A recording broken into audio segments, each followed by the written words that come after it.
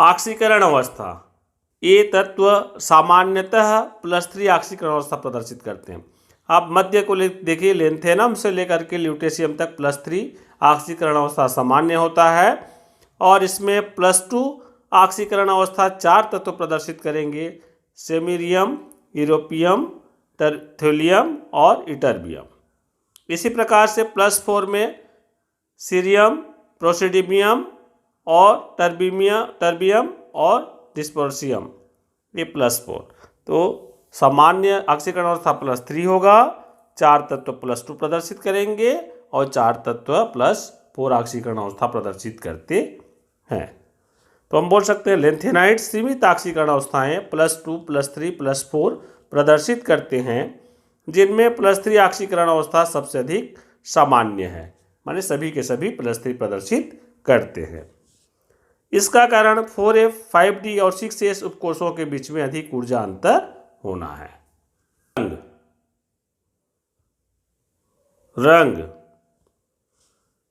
त्रिसंयोजी lanthanide ion ठोस अवस्था तथा विलयन में रंगीन होते हैं। इन आयनों व विलयनों का रंग FF संक्रमण के कारण होता है, क्योंकि F ऑर्बिटल आंशिक भरा होता है। हमने संक्रमण तत्व में भी देखा, संक्रमण तत्व में D ऑर्बिटल आंशिक भरा होता था और DD संक्रमण होता था। चूंकि इनका अंतिम इलेक्ट्रॉन F ऑर्बिटल में जा रहा है और F ऑर्बिटल आंशिक भरा हुआ है, तो F ऑर्बिटल में भी FF संक्रमण होता है, अर्थात F ऑर्बिटल का इलेक्ट्रॉन ही दूसरे F ऑर्बिटल में चला जाता है और इनके विलयन और आयन का रंग रंगीन हो जाता है। ये देखिए, और इस कलर के हिसाब से आप जो तत्वों का रंगीन आयन का प्रदर्शित किया गया है रंगीन, और जिसमें कलर प्रदर्शित किया है वो रंगीन आयन प्रदर्शित करते हैं। रंगीन होंगे तो कलर जो प्रदर्शित करता है, आप देख किस हिसाब से समझ जाइए। संकुल निर्माण, सभी लेंथेनाइड आयन EDTA इथिलीन डाइअमीन टेट्राएसीटेट के साथ संकुल बनाते हैं। यहाँ ब और नाते हैं अलग हो गया है, बनाते हैं एक साथ पढ़िए। संकुल बनाने की प्रवृत्ति एवं स्थायित्व परमाणु क्रमांक वृद्धि के साथ बढ़ती है, तो EDTA के साथ ज़्यादातर संकुल बनाते हैं। चुंबकीय गुण, तो 4F ऑर्बिटल में अयुग्मित इलेक्ट्रॉन की उपस्थिति के कारण लेंथेनाइड अधिकांशतः अनुचुंबकीय गुण प्रदर्शित करते हैं। लेंथेनाइड संकुचन, लेंथेनाइड कॉन्ट्रैक्शन, ये बहुत महत्वपूर्ण है। लेंथेनाइड श्रेणी में परमाणु क्रमांक वृद्धि के साथ परमाणुक और आयनिक त्रिज्याएं घटती हैं, लेंथेनाइड संकुचन कहलाता है। जैसे जैसे हम लेंथेनाइड श्रेणी में बाएं से दाएं जाते हैं, तो परमाणु क्रमांक की वृद्धि के साथ साथ परमाणुक और आयनिक त्रिज्याएं कम होती हैं, उसे हम लेंथेनाइड संकुचन कहते हैं। ये देखिए, इस चित्र के माध्यम से आयन के रूप में दिखाया गया है लेंथेनम आयन का और यहाँ पे ल्यूटेशियम आयन का। तो ऊपर से नीचे जा रहे हैं हम, तो परमाणुक त्रिज्या और आयनिक त्रिज्या दोनों कम होगा। चूँकि आयन के रूप में है तो आयनिक त्रिज्या कम हो रहा है, प्रदर्शित किया जाता है। उदाहरण, सीरियम से ल्यूटेशियम तक जाने पर परमाणुक त्रिज्या 183 पिकोमीटर से 173 पिकोमीटर तक घट जाती है तथा यह कमी केवल 10 पिकोमीटर है।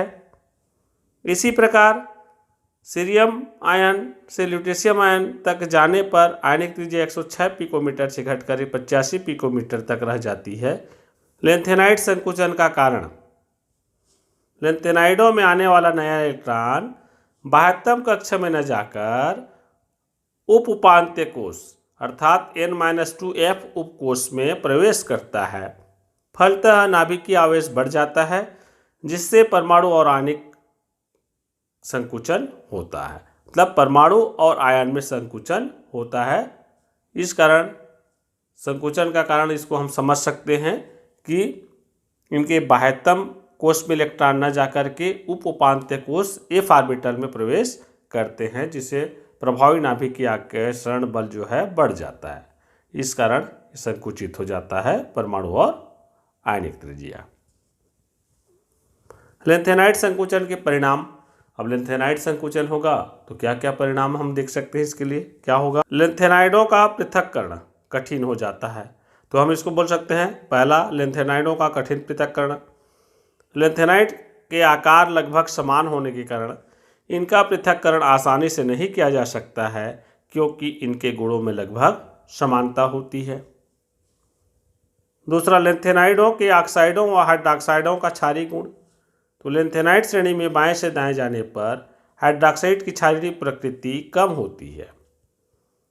कारण, सहसंयोजक गुण लेंथेनम आयन से ल्यूटेशियम आयन तक बढ़ता है। अर्थात हम जैसे जैसे बाएं से दाएं की ओर जाते हैं सहसंयोजक गुण की प्रवृत्ति बढ़ती है, इसी कारण क्षारीय प्रकृति कम होता है। उदाहरण है, लेंथेनम हाइड्रॉक्साइड अधिक क्षारीय होगा जबकि ल्यूटेशियम हाइड्रॉक्साइड जो अंतिम तत्व है सबसे कम क्षारीय होगा। तीसरा, अन्य तत्वों के गुणों पर प्रभाव, अर्थात द्वितीय और तृतीय संक्रमण श्रेणियों की समानता हो जाएगी।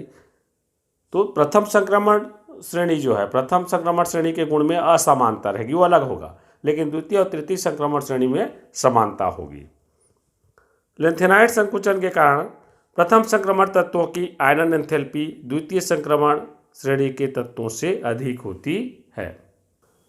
यह स्कैंडियम से इट्रियम तथा इट्रियम से लेंथेनम तक आकार में नियमित वृद्धि के कारण होती है। लेंथेनाइड के भौतिक गुण, ये चांदी के समान श्वेत ठोस पदार्थ हैं। वायु में इनकी सतह पर ऑक्साइड की परत जम जाती है जिससे धूमिल हो जाते हैं। बाएं से दाएं जाने पर इनकी क्रियाशीलता कम हो जाती है।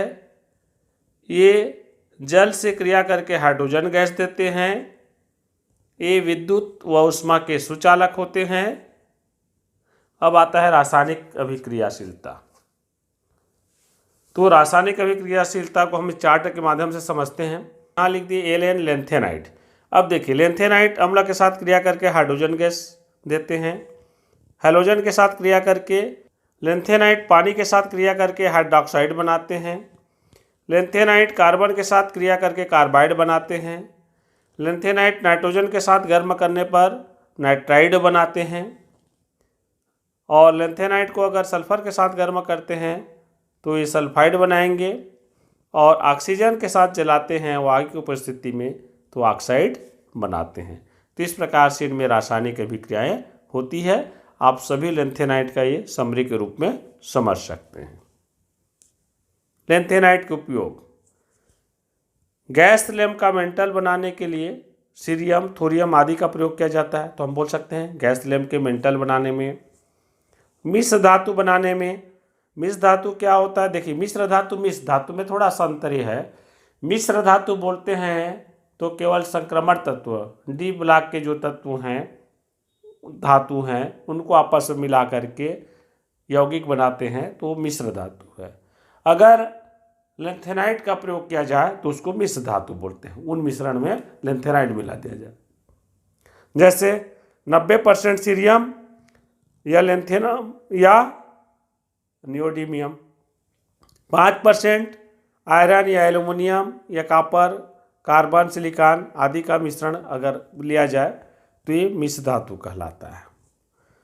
पायरोफेरिक मिश्र धातु बनाने में, तो पायरोफेरिक मिश्र धातु क्या होता है, ये जो मिश्र धातु रहता है उसी में और आयरन, कॉपर, निकल, एल्युमिनियम का मिश्रण मिला दिया जाता है तो पायरोफेरिक मिश्र धातु बोलते हैं। और इसका उपयोग गैस लाइटर, ट्रेसर बुलेट बनाने में होता है।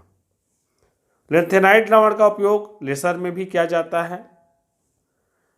और पेट्रोलियम पदार्थ के भंजन के लिए सीरियम फास्फेट का प्रयोग किया जाता है। तो पेट्रोलियम पदार्थ के भंजन में भी आप बता सकते हो। इसी प्रकार से नियोडीमियम और एसियोडीमियम के ऑक्साइड का उपयोग रंगीन कांच बनाने में किया जाता है। तो ये